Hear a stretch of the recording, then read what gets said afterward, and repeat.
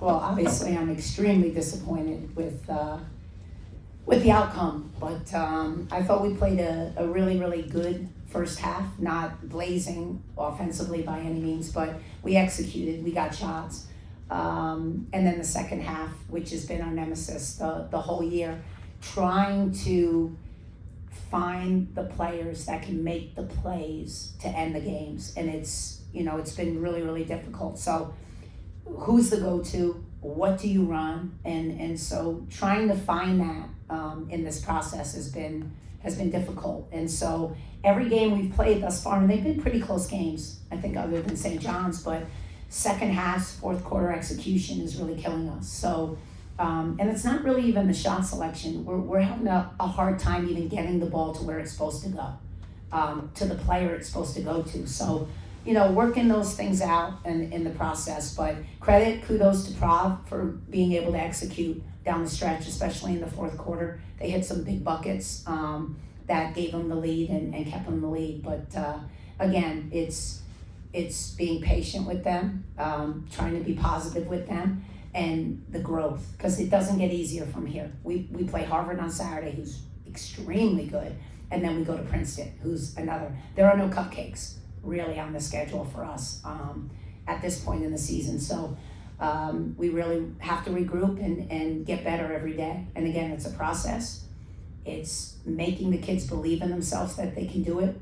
But the first thing is really executing in practice. And we did not have a good 2 days of practice that showed us that we'd be able to execute in the game, especially where we wanted the ball to go to. And we were supposed to hunt the paint tonight. And instead, we took jump shot after jump shot after jump shot. 19 for 60 is abhorrent. And so understanding that, the IQ, and for whatever reason, they didn't really hunt the paint. And for whatever reason, now I thought we got fouled a little bit. I've never seen no foul shots in a game. When we obviously took it to the rim a couple times, we got fouled, but and it's a 3-point game, so I was really frustrated with that. Just the physicality of the game, where they got to the line a lot and we didn't get there once. That is another thing that I think really affected our kids, not taking it to the rim and really just shooting the open shot. Coach, questions? Last play of the game, you're down 5. Off the inbound, I imagine you're trying to get it into one of your shooters' hands, Sophie, so on, just to try and get the ball in the hoop as quickly as possible. Seemed that Honey, there was a bit of miscommunication there, didn't know where to get the ball to. Just can you walk us through that play and what you saw from your perspective that went wrong? It was supposed to be a 3-point shot, but Honey, the screen wasn't set quick enough again, and then she couldn't make the pass. She said she couldn't see her. So, and if your player tells you that, that's what you do. But again, with a young team, it's not like you can't just draw something up and think they're going to be able to.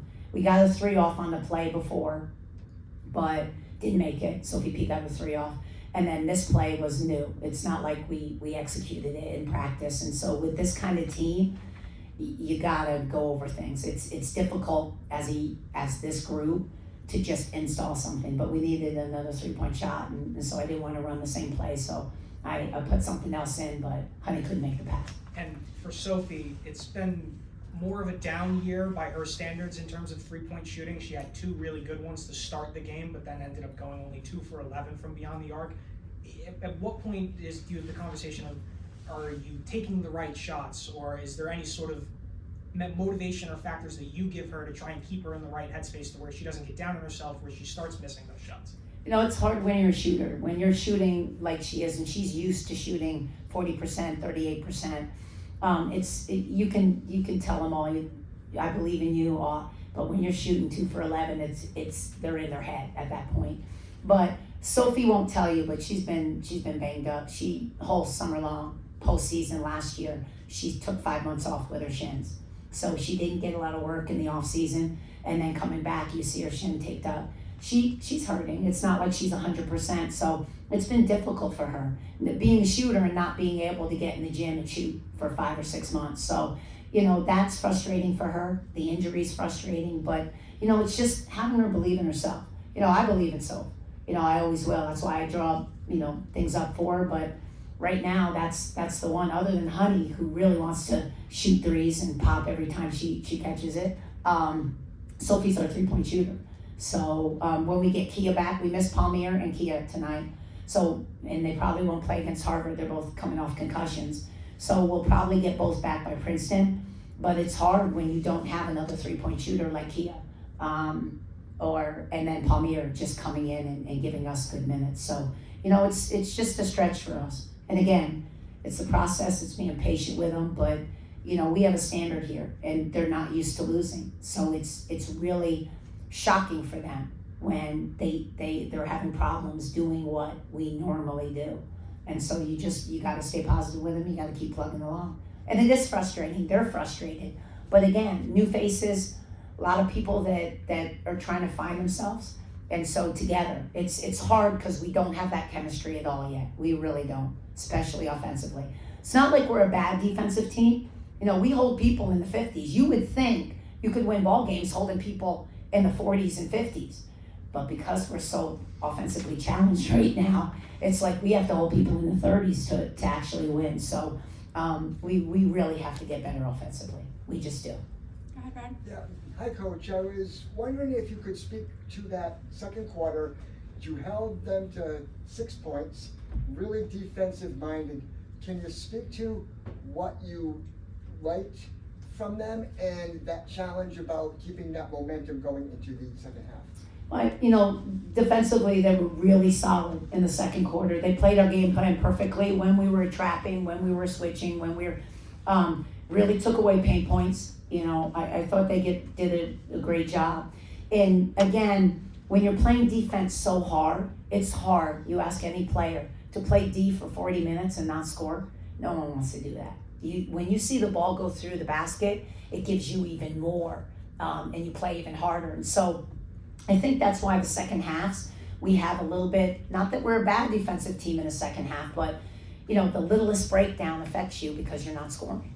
You're just not scoring. And so, it's not like we had so many breakdowns the second half. We had a couple crucial ones, timely ones that put them up, but to not score and ask your kids to constantly play with that energy and effort defensively, it's hard. Just from a mentality standpoint, from a player standpoint, because you're not seeing the ball go through the hoop. But I thought we played a very good defensive game tonight. We had a few breakdowns, but nothing big. Your defense plays that well, you should win the game. Thank you, Coach. Coach, you talk about those missed jump shots. It seemed like for a while there it was kind of a run and gun mentality. But on the flip side of that, a couple times Sophie and Kamara really just had that pick and roll action, those sets when they were coming into play. That seemed to work. How do you get this team to kind of go back to that sets and just find that offensive rhythm that was found a couple of times? Well, second half, every set we ran, we never got the look we were looking for.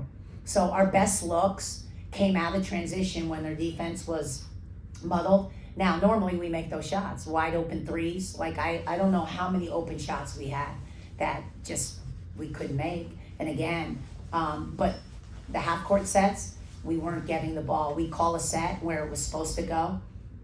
It would never touch that player. And so, our best looks came out of transition. So when we're running, even when we called timeout, we ran sets, it didn't go to the player it was supposed to go to. So again, we thought our best looks were in transition. But not necessarily, you don't have to take every jump shot just because it's open. When they close out, you can drive the lane, you can get to the rim. So the reads off of that, we didn't make all the right reads, especially when the shot's not going in. That's when you got to hunt the paint. But again, our kids were a little bit frustrated that they never got a call. So we go, Coach, they're hitting our arms, we're not getting anything. And so they thought it's better to get a clean open look than hunt the paint. And I was working the refs to get a call, we couldn't get a call. Ian, last question? Apologies, came in a little late, but just how tough is it to lose this game given what it means to the fans, the community? Obviously I want to thank our fans because they're still showing up and we're not putting a great product on the floor right now. So the loyalty of Rhody Nation has been awesome. And again, the PC rivalry, a lot of our kids don't understand the rivalry because they're not from this country. They just don't get it. But it means something to our fans. It means something to our university. Definitely means something to me. So to come into our home and lose on our home floor to PC, obviously hurts a great deal. And so I hurt for our school and I hurt for our fans. But you want to win this game, especially because it's PC. So you definitely, and you want to play better. I'm more concerned with how we're playing right now in the process than actually who our opponent is. I'm really, because I think we're our own worst enemy right now. So, and you have to realize that. You've got to fix within before you fix who you're playing. Because it's really not anything PC did or didn't do. It's what we did tonight offensively, again, to ourselves. And we've done it now. God, Maine at home. You name it in the second half, in the fourth quarter. There have been multiple games. Almost gave Brown away this game. So really our fourth quarter execution, it's really, focusing on us and how we get better in that second half, especially crucial when the game's on the line. Can we get the ball to where it needs to be? And who is our go-to? Who wants the ball and feels confident and where's their spot analytically on the floor? So every year we were good, we had that. We knew we got the ball where it should go with the shot we wanted. This year, it's not happened in the fourth quarter at all. So that's a challenge that we have to fix, obviously. Okay. Everyone, thank you very much. All right, thanks, guys. Thanks, Coach. Thank you. Thanks, okay.